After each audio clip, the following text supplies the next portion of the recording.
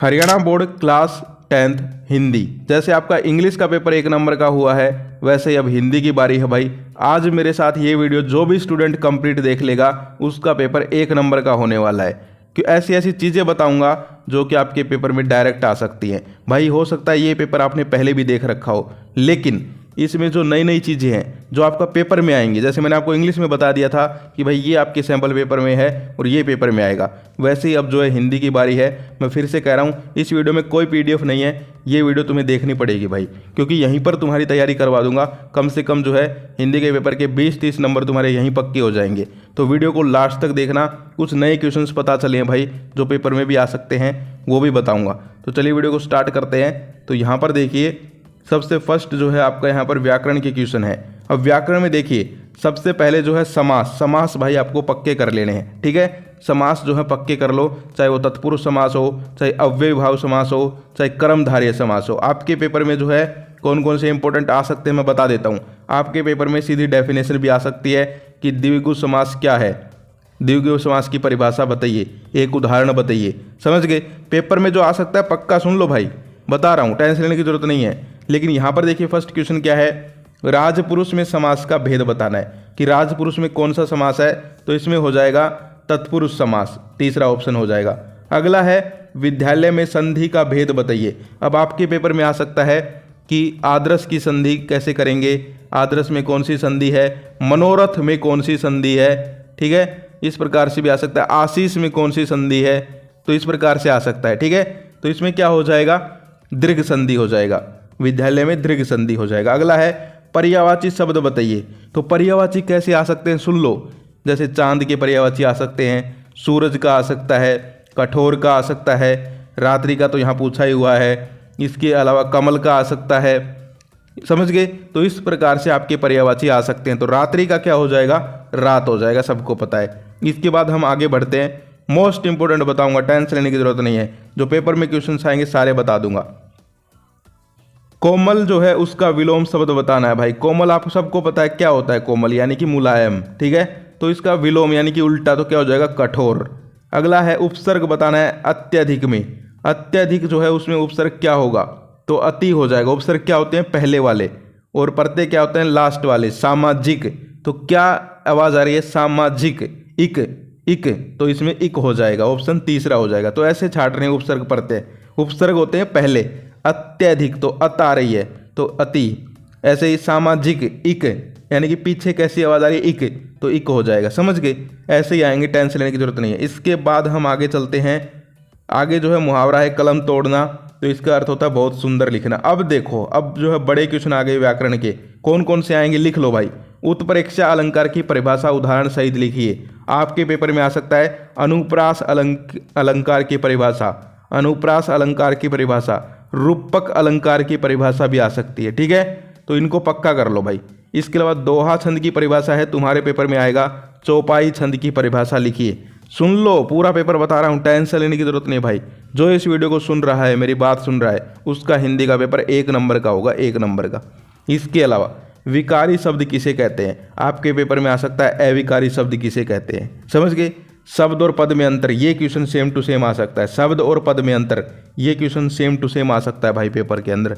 1 number का paper होगा भाई तुम्हारा, टेंशन लेने की जरूरत नहीं है भाई। जो भाई बताएगा वही आएंगे, लेकिन भाई आपको वीडियो कंप्लीट देखनी पड़ेगी, ताकि मैं आपको कुछ ऐसे भी क्वेश्चंस बता दूं जो तुम अभी पढ़ लो भाई, ठीक है। अभी बहुत टाइम है, अभी पढ़ लो, ये पक्का आएंगे। इसके बाद देखो निबंध।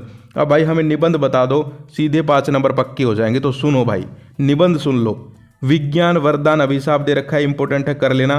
राष्ट्रभाषा हिंदी वाला इंपॉर्टेंट है। इनमें से बता रहा हूँ कौन सा इंपॉर्टेंट है, फिर मैं जो पेपर में आएंगे वो भी बताऊंगा। इसके अलावा स्वच्छ भारत वाला, ये तीनों तो इनमें से इंपॉर्टेंट है जो दिखाई दे रहे हैं। लेकिन इसके अलावा एक पर्यावरण का कर लो भाई। किसका कर लो, पर्यावरण का, ठीक है। पर्यावरण प्रदूषण के ऊपर पक्का कर लो। इसके अलावा एक जो हमारे ये महान महान लोग होते हैं, इनके बारे में कर लो, ठीक है। राष्ट्रपिता महात्मा गांधी हो गए, ठीक है, इनके बारे में पढ़ लो। दूसरा एक जो है यहाँ पर आपकी जो ये टीवी हो गया, टेलीविज़न हो गया, या फिर कंप्यूटर हो गया, इस प्रकार के जो गैजेट्स हैं, जो हमारे ये चीज़ें हैं इलेक्ट्रिकल, इनके ऊपर भी कई बार पूछ लिया जाता है, ठीक है। तो इनका भी कर लो। तो इस वीडियो में तो कोई पीडीएफ नहीं है, लेकिन नेक्स्ट वीडियो में हो सकता है मैं तुम्हें पीडीएफ दूंगा, उसमें तुम्हें जो है सारे बता दूंगा, टेंशन लेने की जरूरत नहीं है भाई। लेकिन जो इस वीडियो को कंप्लीट देखेगा तभी मैं पीडीएफ बनाऊंगा भाई। इसके बाद जो है आगे जुर्माना माफ़ी और जन्मदिन की शुभकामना के लिए पत्र, भाई ऐसे ही पत्र आएंगे। पहला पत्र मिलेगा जिसमें जो है तुम्हें अपने मुख्य अध्यापक को पत्र लिखना होगा कि भाई मुख्य अध्यापक को जो है जुर्माना माफ़ी, फीस माफ़ी, इसके अलावा सेक्शन चेंज करने के लिए, जैसे इंग्लिश में आते हैं वही लेटर इंग्लिश में ऐसे ही आते हैं भाई स्टूडेंट और प्रिंसिपल वाले, हिंदी में भी ऐसे ही आएंगे। एप्लीकेशन वहाँ भी थी कि भाई एप्लीकेशन लिखो फ्रेंड को कॉन्ग्रेचुलेट करने के लिए, यहाँ भी ऐसे ही आएंगे, ठीक है। फ्रेंड को हो सकती है, भाई को हो सकती है, छोटे भाई को हो सकती है, समझ गए। इस प्रकार के पक्के कर लो, मोस्ट इंपॉर्टेंट है। इसके बाद हम आगे बढ़ते हैं, आगे आ जाता है क्षितिज। अब देखो पहला क्वेश्चन, सूरदास के आराध्य देव कौन है? तो सूरदास के आराध्य देव कौन है? श्री कृष्ण है। इसके अलावा अगला है राम लक्ष्मण परशुराम संवाद, मोस्ट इंपॉर्टेंट ये है कविता। राम लक्ष्मण परशुराम संवाद जो है मोस्ट इंपॉर्टेंट है, इसको जो है पक्का कर लो भाई। इसका जो है आपकी गद्यांश पद्यांश सारी चीज़ें जो है देखने को मिल सकती हैं। तो इसमें क्या हो जाएगा? बालकांड। इसके अलावा कवि ने अपनी आत्मकथा को कैसा बताया है? तो कवि ने अपनी आत्मकथा को भोली बताया है। कैसा बताया है? भोली बताया है। इस पोयम से भी आ जाते हैं कई बार क्वेश्चन, टेंशन लेने की जरूरत नहीं है भाई, आपको टेंशन बिल्कुल मत लो। आगे देखते हैं भाई हम लोग कौन कौन से क्वेश्चन है। उत्साह कविता में निधाद का क्या अर्थ है? तो ये आप लोग कमेंट करके बताएंगे भाई, उत्साह कविता में निधाद का क्या अर्थ है, आप लोग कमेंट करके बताएंगे। आगे देखो भाई, सरगम का क्या अर्थ है? भाई सरगम का क्या अर्थ है? सवर बोध। इसके अलावा अगला है, किसके प्राणों का स्पर्श पाकर कठिन पाषाण पिघल गया होगा? तो बच्चे के। मोस्ट इंपॉर्टेंट क्वेश्चन है, कई बार आया है, इस क्वेश्चन को पक्का कर लो, कई बार आया हुआ क्वेश्चन है ये। मैं हमेशा वीडियो बनाता हूँ, 3-4 साल हो गए बनाते हुए, हमेशा ये क्वेश्चन आया है भाई। इसके बाद हम आगे चलते हैं।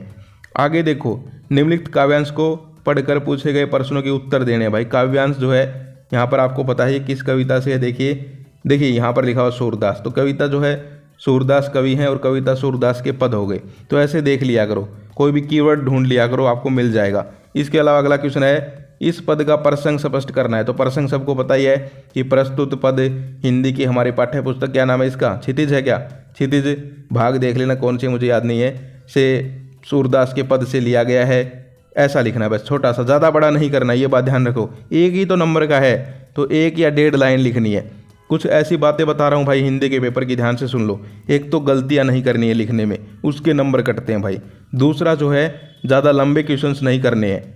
इसके अलावा साफ साफ लिखना है, तो फिर आपके पेपर में 90+ स्कोर करने से आपको कोई नहीं रोक सकता। अगला जो क्वेश्चन है, गोपियों का धैर्य क्यों समाप्त हो रहा था? क्योंकि श्री कृष्ण ने अपनी मर्यादा का पालन नहीं किया था। अगला है, अनुप्रास अलंकार का उदाहरण देना है इस पहरे में से, ठीक है। तो इसमें से दे देंगे आप लोग, ठीक है। धीर धरी, धीर धरी जो है हो जाएगा। इसके अलावा जो है, गुहारी का क्या अर्थ है? तो क्या अर्थ है? रक्षा के लिए पुकारना। इसके अलावा आगे देखो भाई, आगे आते हैं मोस्ट इंपॉर्टेंट, निम्नलिखित काव्यांश का भाव्य काव्य सौंदर्य। अब देखो भाव्य काव्य सौंदर्य जो है उसको कैसे करना होता है, तो यहाँ पर देखो, सबसे पहले आपको जो है भाव्य सौंदर्य लिखना है, उसका 1.5 नंबर है, और फिर शिल्प सौंदर्य लिखना है, काव्य सौंदर्य लिखना है, उसका जो है 1.5 नंबर। तो 3 नंबर का क्वेश्चन है। तो इसमें लिख दोगे कि भाई इसमें जो है इस अलंकार की चट्टा देखने को मिलती है, इसमें ये भाषा का प्रयोग किया गया, इस प्रकार से लिखना है भाई, ठीक है। इसके अलावा देखो ये मोस्ट इंपॉर्टेंट अब आया है भाई, अब आया है मोस्ट इंपॉर्टेंट, उत्साह कविता का मूल भाव। उत्साह कविता का मूल भाव कई बार पूछा गया है, इस बार भी पूछा जा सकता है, वरना जो और कविता हैं आपकी उनके मूल भाव पूछे जाएंगे। मूल भाव पक्का कर लो। उद्धव द्वारा अग्नि में घी डालने वाला काम, ये क्वेश्चन भी कई बार पूछा जा गया है। इसके बाद हम आगे बढ़ते हैं भाई, आगे देखो, अब आ जाते हैं आपके क्षितिज का जो गद खंड है उसके क्वेश्चन, मोस्ट इंपॉर्टेंट। अब सुन लो कौन कौन से पाठों के क्वेश्चन आएंगे, कैसे आएंगे, क्या होगा क्या नहीं, सारी चीज़ें बता देता हूँ। तो पहला है, हौलदार साहब किसकी देशभक्ति के सामने नतमस्तक थे? तो कैप्टन की। इसके बाद हम आगे बात कर लेते हैं, तो आगे है, बाल गोविंद भगत की प्रभातियाँ कब तक चलती थी? तो कब तक चलती थी? फागुन मास तक। इसके अलावा अगला है, बाल गोविंद भगत कैसे कद के व्यक्ति थे? ये क्वेश्चन भाई बहुत बार आया भाई, हरियाणा बोर्ड का फेवरेट क्वेश्चन है भाई, मोस्ट इंपॉर्टेंट है। मुझे 3 साल 4 साल हो गए वीडियो बनाते हुए, हर साल 10वीं की वीडियो बनाता हूँ, मुझे याद है, मैं ये स्टूडेंट्स को बताता हूँ, आता है भाई, ये पक्का कर लो, मन झोला कद, ठीक है। इसके अलावा, मन्नू भंडारी का परिवार अजमेर के कौन से मोहल्ले में रहता था? तो भाई कौन से मोहल्ले में रहता था? ब्रह्मपुरी मोहल्ले के अंदर। इसके अलावा हम आगे चलते, देखो जिस स्टूडेंट ने ये देख भी रखा है सैम्पल पेपर, उसको भी मैं नए क्वेश्चंस बता रहा हूँ भाई, इसलिए तुम्हें दोबारा देखना चाहिए क्योंकि नए नए क्वेश्चंस आएंगे अब की बार। नरकट नामक घास डुमरी गांव की किस नदी में पाई जाती है? तो सोन नदी के पास, ठीक है। संसार में मजदूरों को सुखी देखने का सपन किसने देखा था? लेनिन ने। इसके अलावा फिर आपका जो है गद्यांश आ जाएगा और गद्यांश से जो है फिर बताना है भाई किससे है ये। तो देखिए ये जो है थाली बैठे कल्पना करते हुए कि पुरानी आदत है नवाब साहब की हुई संकोच के कारण, तो ये जो है मुझे लग रहा है बाल गोविंद भगत से है, ठीक है। किससे है ये? बाल गोविंद भगत से है शायद, है ना? ना ये तो उससे लगे खीरे वाले से लगता है, खीरे वाले से, हाँ भाई खीरे वाले से है, ठीक है।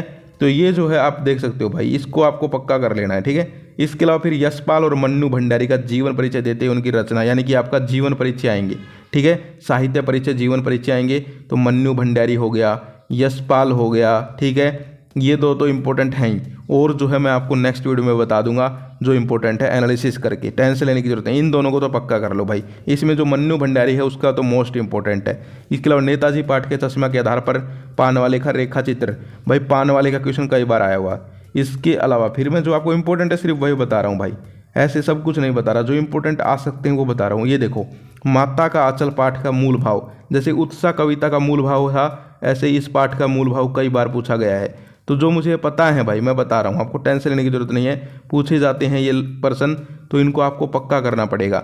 इसके अलावा ये क्वेश्चन भी कई बार पूछा गया है, मैं क्यों लिखता हूँ, शीर्षक पाठ का उद्देश्य स्पष्ट कीजिए, कई बार पूछा गया है ये पर्सन, इसको पक्का कर लो, मैं क्यों लिखता हूँ, मोस्ट इंपॉर्टेंट है। इसके अलावा फिर जो है आदर्श जीवन मूल्य किताब है नई, उसके क्वेश्चन है, तो इनके भी मैं आपको बताऊंगा, टेंशन लेने की जरूरत नहीं है भाई।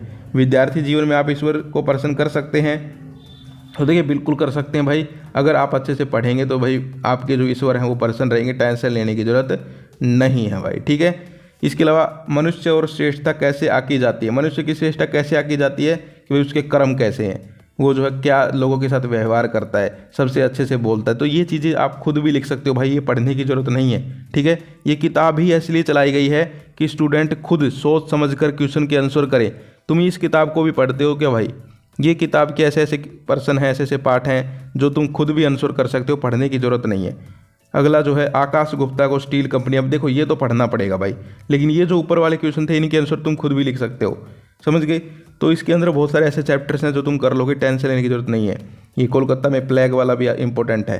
तो ये एक पेपर है भाई, ये जो है इंपॉर्टेंट, मैंने आपको सब कुछ बता दिया है कि भाई क्या समास आ सकते हैं, क्या अलंकार आ सकते हैं, कौन कौन से क्वेश्चन आ सकते हैं, और नेक्स्ट वीडियो में बना दूंगा, टेंशन लेने की जरूरत नहीं है। हिंदी के पेपर में देखिए थोड़ा लेंथी होगा भाई पेपर, क्या होगा, थोड़ा लेंथी पेपर होगा।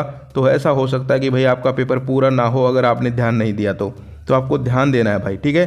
पेपर में क्या है, ध्यान देना है कि भाई मैं जो है जल्दी जल्दी करूं, और देखो ज़्यादा जल्दी करोगे तो राइटिंग बिगड़ जाएगी, तो ज़्यादा जल्दी नहीं करना है, लेकिन ध्यान जरूर रखना है। अपनी घड़ी पहन के जाना है, घड़ी नॉर्मल वाली, कभी वो डिजिटल पहन जाओ फिर तो पेपर ही नहीं देने देंगे।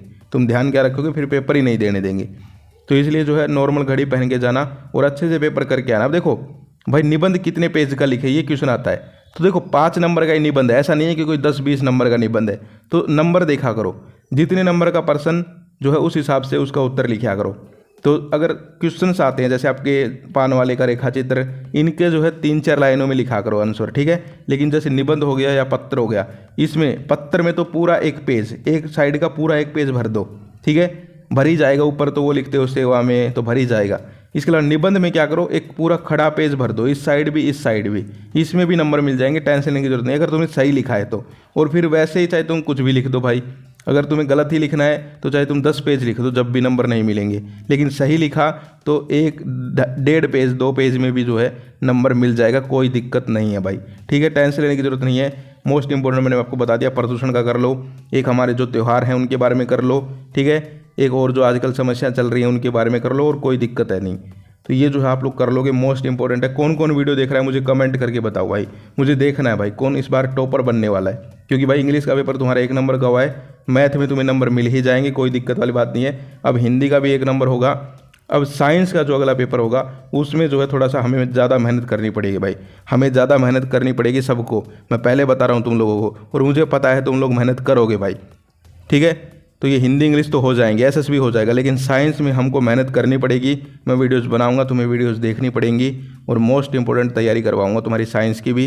लेकिन पहले हिंदी को फोड़ के आते हैं भाई, जैसे इंग्लिश के पेपर को फोड़ के आए हैं ऐसे हिंदी का पेपर फोड़ के आएंगे, तो टेंशन लेने की जरूरत नहीं है। मोस्ट इंपॉर्टेंट, चलिए मैं आपको जो है अब बहुत जल्दी वीडियो दे दूंगा, तो आप लोग चैनल को सब्सक्राइब कर लीजिए। आज के लिए इतना ही, फिर मिलते हैं। जय हिंद, जय भारत।